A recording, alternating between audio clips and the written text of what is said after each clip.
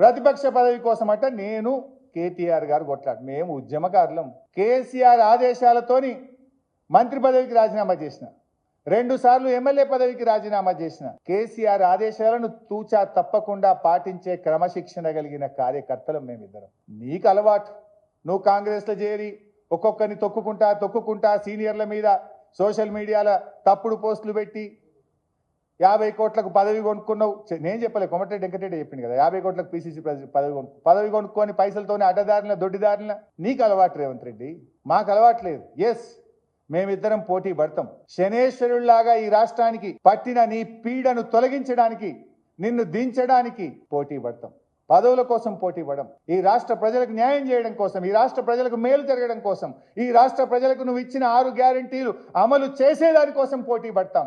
నీ ముక్కు బిండి మహాలక్ష్మి కింద 2500 ఇప్పించడం కోసం నీ వెంట పడతాం. రైతు రుణమాఫీ పూర్తయ్యేదాకా నీ వెంట పడతాం. రైతులకు 15,000 రైతు బంధు డబ్బులు పడేదాకా పోటీ పడి నీ వెంట పడతాం. మాకు కుమ్ములాటలు లేవు, నువ్వు చాలా ప్రయత్నాలు చేస్తావు. దింపుడు గల ఆశలు పెట్టుకోకు. We are all one. బీఆర్ఎస్ లో ఉండే కార్యకర్తలు, నాయకులు అందరిది ఒకే మాట, ఒకే బాట. మా మాట కేసీఆర్ మాట, మా బాట కేసీఆర్ బాట. మా అందరి ఆశయం కేసీఆర్ ను తిరిగి ముఖ్యమంత్రి చేయడమే. నువ్వు దింపుడు గల ఆశలు పెట్టుకోకు రేవంత్ రెడ్డి, చిల్లర మాటలు కట్టిపెట్టు. నువ్వు స్టేట్ ఫ్యూచర్, ఈయనకేదో బాగుందట, నిజంగా స్టేట్ ఫ్యూచర్ పట్ల నీకు ఈ పని చేస్తావా? కమిషన్లకేమో బిల్లులు ఇస్తుంది, 6 కోట్ల రూపాయలు మెయింటెనెన్స్ కు డబ్బులు ఇయ్యక 600 ఎకరాల పంట ఎండబెట్టివి. ఇదా స్టేట్ ఫ్యూచర్? ఇదేనా స్టేట్ ఫ్యూచర్ పట్ల నీకుండే బాధ్యత?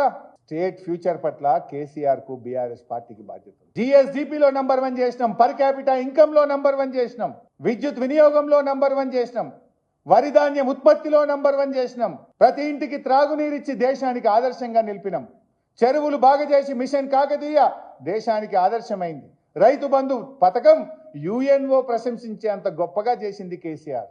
మాకు స్టేట్ ఫ్యూచర్ పట్ల బాధ్యత ఉంది కనుకనే మేం పనిచేసినాం. నీకు బాధ్యత లేదు కనుక అగ్గిపెట్టెల్లాగా నీ ప్రాజెక్టులు కూలిపోతా ఉన్నాయి. నీ నిర్లక్ష్యం వల్ల పంటలు ఎండిపోతా ఉన్నాయి.